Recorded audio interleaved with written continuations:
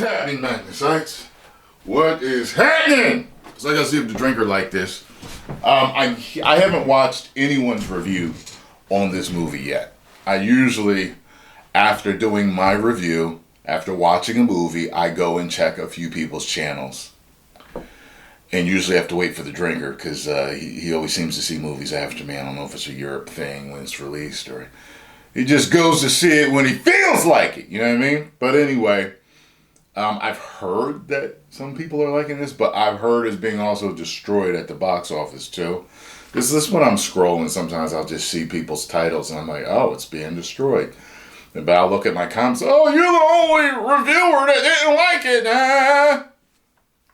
Okay. You know what I mean? But is that true? You know what I'm saying? So there are people that come to my channel and say, you hate everything, which is false. So I'm wondering how much, you know what I mean? Like, so I don't know. Like, these people telling the truth or not.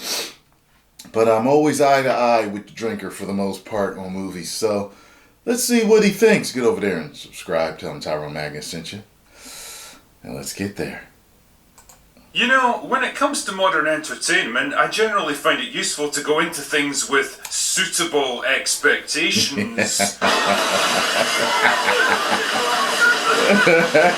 makes it doubly impressive that so many movies and TV shows somehow still manage to leave me feeling disappointed. And so it seemed with Dungeons and Dragons, a kind of fantasy comedy hybrid based on the tabletop role-playing game loved by geeks everywhere. Well, before the entire subculture got infiltrated by people whose idea of being a geek is watching occasional reruns of The Big Bang Theory anyway. Most of us are still old enough to remember the disastrous Courtney Solomon movie from 20 years ago that bombed harder than the Enola Gay. Oh, I don't think I saw this one. Did I?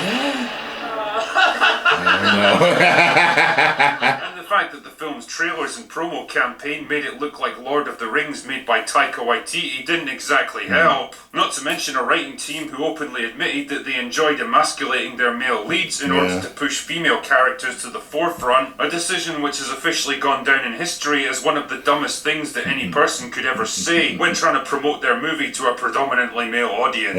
It would be like making a Tomb Raider movie and confidently declaring that you don't think women are cut out for this whole adventure thing. Anyway, all of this is to say that my expectations going into this one weren't exactly sky high. The last time I saw someone try to blend epic fantasy with Marvel-style postmodern ironic humour, it made me want to gouge both my eyes out with a fucking ice cream scoop. And yet, against all the odds, and even against my better judgment, Dungeons and Dragons ended up being a pretty decent movie. Not a great movie by any stretch, and I don't imagine that 60-year-old me is going to be fondly reminiscing about it in the same way I do with Peter Jackson's Lord of the Rings, but a decent film. I think this is the first movie I disagree with him on. Its relatively short runtime, never outstays its welcome, and even managed to tease a few actual laughs from the cold, blackened. Yeah, I told you it had some funny moments. The movie centres around Edgin Darvis, a rogue and a thief who started out his career as a harper, kind of like a travelling spy who picks up bits of information about unsavoury activities in his area. Naturally, his job earned him more than his fair share of enemies, and when they took out their vengeance on his wife, Edgin was left to raise his daughter Kira all by himself. Needless to say, he wasn't exactly up to the task. Eventually, he fell in with a group of thieves and began staging robberies and heists to make ends meet. There was a barbarian named Holga, Simon the Sorcerer, Forge the Conman, and Sophina the Wizard. Eventually, Edgin learned of a magical tablet that could bring his wife back from the dead, and he was willing to risk everything to try and recover it. Yes, he was. Unfortunately, the whole plan went tits up faster than a Lucasfilm story group session, and Edgin and Holda ended up getting captured and imprisoned for their troubles. When they eventually manage to escape and make contact with Forge, they find out that he's used his ill-gotten gains to become the corrupt Lord of Winterfell. Sorry, Neverwinter. And he's even managed to poison Kira against her own father. Oh my goodness, whoever could have predicted that a con man played by Hugh Grant would turn out to be untrustworthy. Anyway, so Edgin's goal now is to assemble a crack team of adventurers to break into Forge's treasury, steal the tablet, bring his wife back to life, rescue his daughter, and live happily ever after. Oh yeah, and avoid the army of evil undead wizards with their own secret agenda that are determined to stop him at all costs. As I said before in my previous review of Megan, there's a pretty fine line between affectionate satire and outright parody. Stray too far over it and your movie turns into a complete joke that nobody can get invested in. Just like a certain other movie I can think of.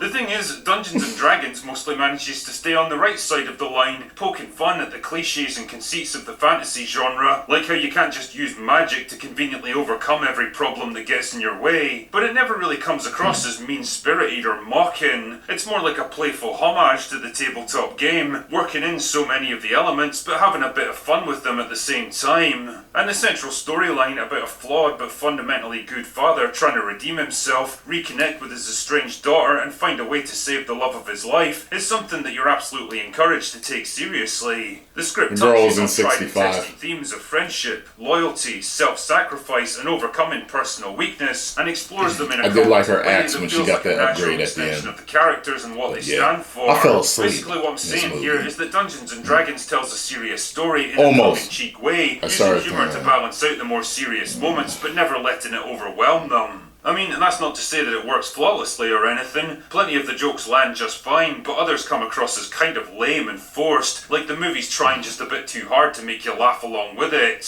And yeah, well, I get that it's not meant to be taken too seriously. Some of the dialogue verges on Willow levels of jarring contemporary cringe. And while I respect the fact that a lot of this was clearly shot on real locations, instead of having actors standing around in a big empty green room, you could at least make some kind of effort to disguise the 20th century windows on supposedly medieval castles and country houses. That's the kind of shit I'd expect from a bargain basement indie film, not a $150 million A-list movie. The characters themselves are generally pretty likeable, and they all have enough personality that you know who everyone is and what they want pretty quickly. Yeah, I could argue that Simon's neurotic self-deprecation gets a bit irritating after a while, and Doric isn't exactly brimming with charisma, but whatever. Hugh Grant hams it up to the max as Forge, and Chris Pine has just the right combination of swagger and charm as Edkin. He's not exactly a fighter, but he's smart and quick-witted and surprisingly cool under pressure. Ms. Rodriguez, like she is in every movie. I never got the impression the movie was trying to mock or deconstruct its own protagonists. Unlike some films I could name. And holy shit, Michelle Rodriguez even manages to break her typical mold by playing Holga as nuanced and likeable. Really? Considering everything that was said about this movie in the run-up to release, I was expecting her to be just another generic angry tough girl, whose only purpose was to beat up and humiliate every man within a 10-mile radius. Instead, just like everyone else in a good Dungeons and Dragons party, Holga's there to fill a specific role. She's a big burly brawler who to me, they made her exactly the same as Letty. Do anything except break stuff, and that's just fine with me. Although I have to admit, her tender romantic scene with a miniaturized Bradley Cooper left me with a lot more questions than answers. Like, how did they even manage to fuck? The sheer mechanics of it are baffling. As I said earlier, I'd be lying if I claimed that Dungeons and Dragons was a life-changing experience that'll stay with me forever. It's not a particularly deep or thoughtful movie, and I'm still not entirely convinced that epic fantasy and comedy heist movies make for a winning combination, which probably explains why the advertising campaign was so tepid and meandering. It's like the studio themselves don't quite know how to market this thing, like they're afraid people won't get what this movie's trying to be, and I don't entirely blame them either. All that being said, I wasn't bored while watching it, and against my better judgment, I actually found myself pretty invested in it by the end. So if you're looking for a light-hearted, easygoing and surprisingly good-natured film that has a bit of fun with its fantasy setting without completely mocking it, and gives you a cast of likeable characters that you don't mind spending a couple of hours with, then damn, you could probably do a lot worse than Dungeons and Dragons. Anyway, that's all I've got for today. Go away now. Well, this is the first movie me and him have disagreed on. But I respect his opinion, and everyone's allowed to like what they like and not like what they don't like. It is what it is. Some people liked it, some people didn't. I was falling asleep. I was bored, even though I laughed and I liked Chris Pine and Hugh Grant. Like, it just didn't work for me. And I laughed as usual with the drinkers' take on it. And post comments down below. Let me know what you all thought, though. If you enjoyed my reaction and thoughts, make sure you hit the like button, subscribe, and share. 10 million subscribers. Woo!